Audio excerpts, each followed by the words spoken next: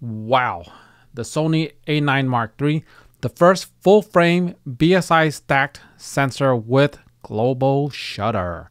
This might be the perfect photo-video hybrid camera. It has the ability to capture everything all at once, just like divorce.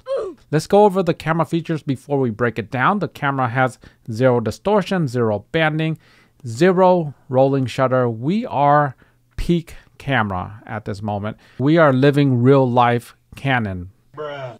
The camera also features Precapture, 120 frames per second with continuous AE and AF, 1/80,000th of a shutter speed.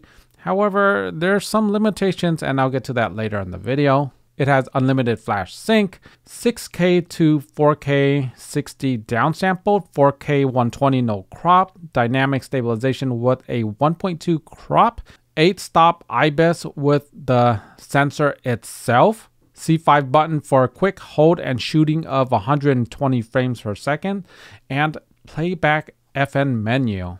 First off, we'll talk about the global shutter. And because of that global shutter technology, you're limited to 24.6 megapixels. And there's indicators to show that there might be not enough bandwidth because the camera has a max capture rate at 120 frames per second all raw of 1.6 seconds, which is equal to 192 frames. And the camera also has Precapture. The Precapture settings start at 0.005 seconds to 1 second. If you're doing 120 frames per second, that's 1 frame to 120 frames of Precapture, which is pretty darn good. But the Precapture also has some sort of limitation. Well, not a limitation.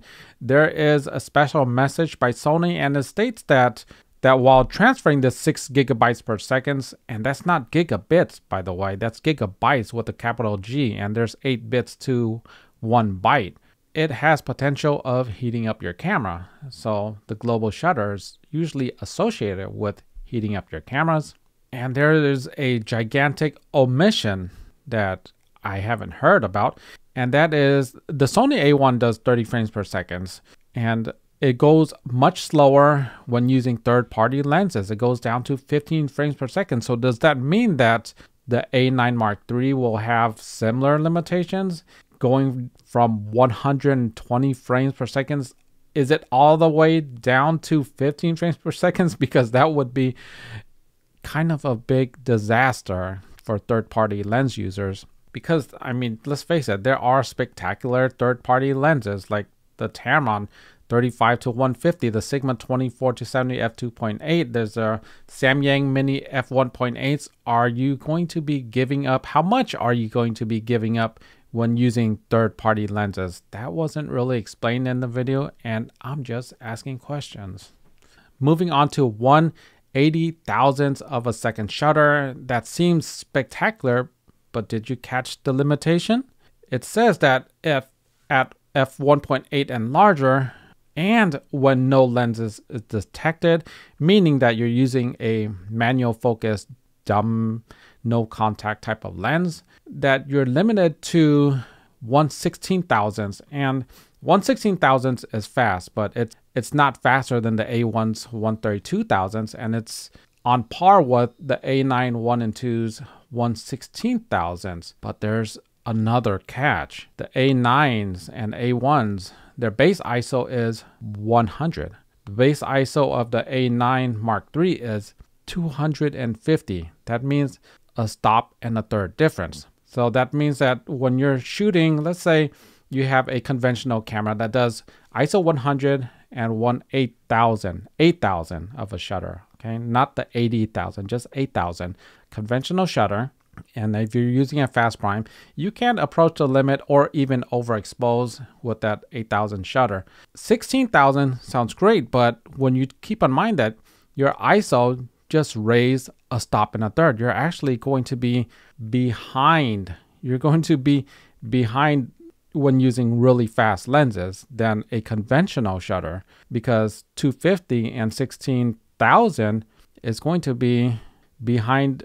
It's not going to be as sensitive as 100 and 8000. So this is actually a step back from a conventional camera. It's definitely a step back from the A9 ones and twos, and definitely a step back from the A1.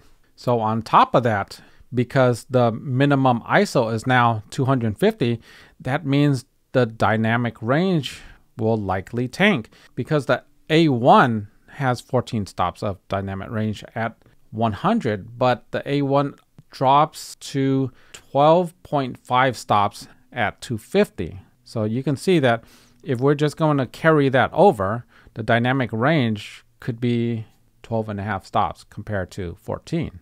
And there was like no mention of dynamic range. Granted, unlimited flash sync is amazing because high-speed sync was never the right answer, because you have to have prolonged exposure to light, and a flash bursting that light for exposed amount of times is just going to drain really fast. So having really fast sync speeds means that the flash duration is just going to be a blink really quick. And it means that your flashes, they're going to last longer. It means that you want to take outside photos in bright light because you have no limits. And that is a really good one. If anything, I mean, you'll be compelled to use smaller flashes outdoors because it can. Moving onwards to the video aspect. 6K downsample to 4K 60, 4K 120 no crop, good improvements. But considering the camera can move 6 gigabytes of data per second, gigabytes, I feel that it should do a full 6K open gate at 120 because it can, so why not?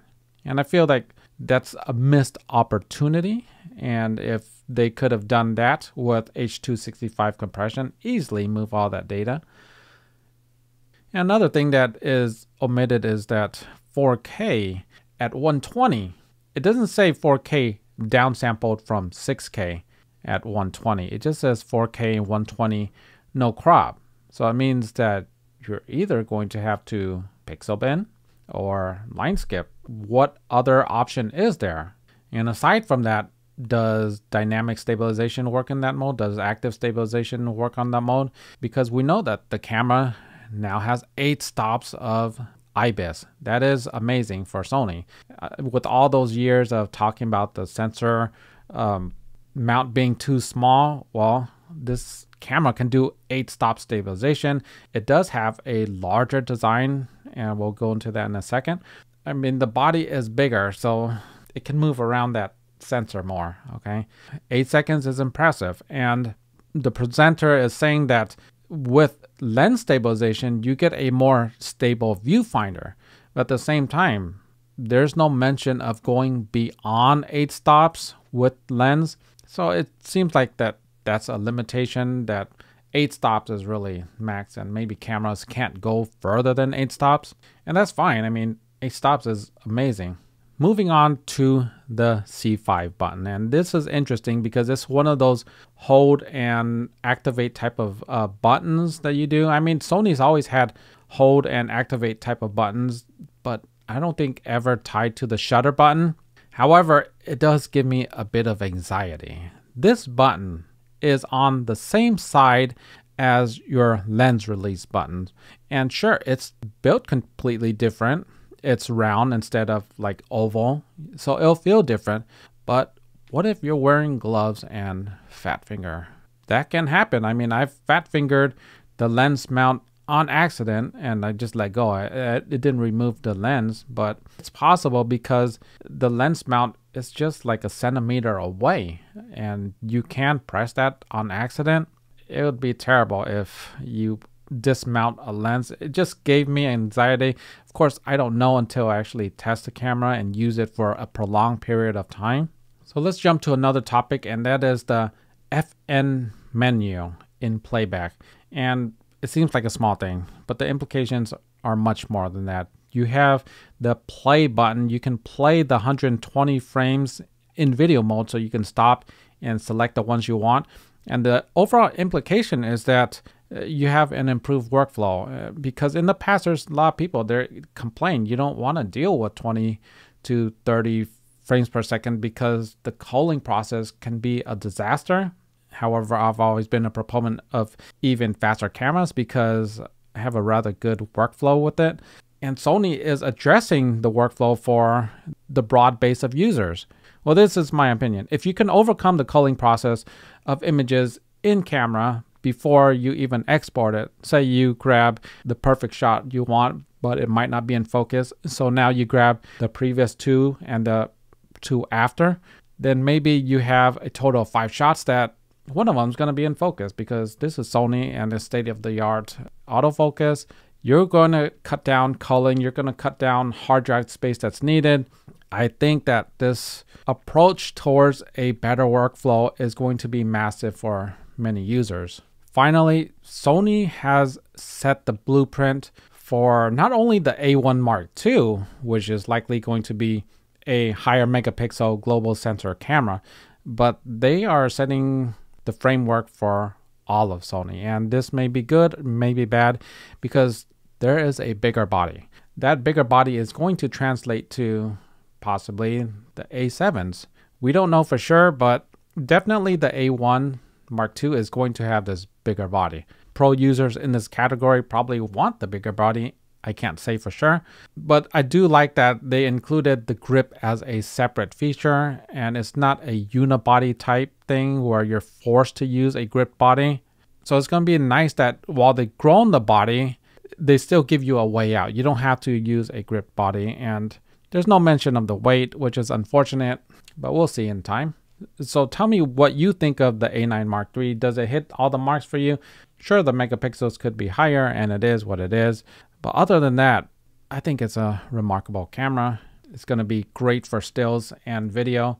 Anyhow, let me know what you think in the comments below. Be sure to like, subscribe, share. See you in the next one. Take care.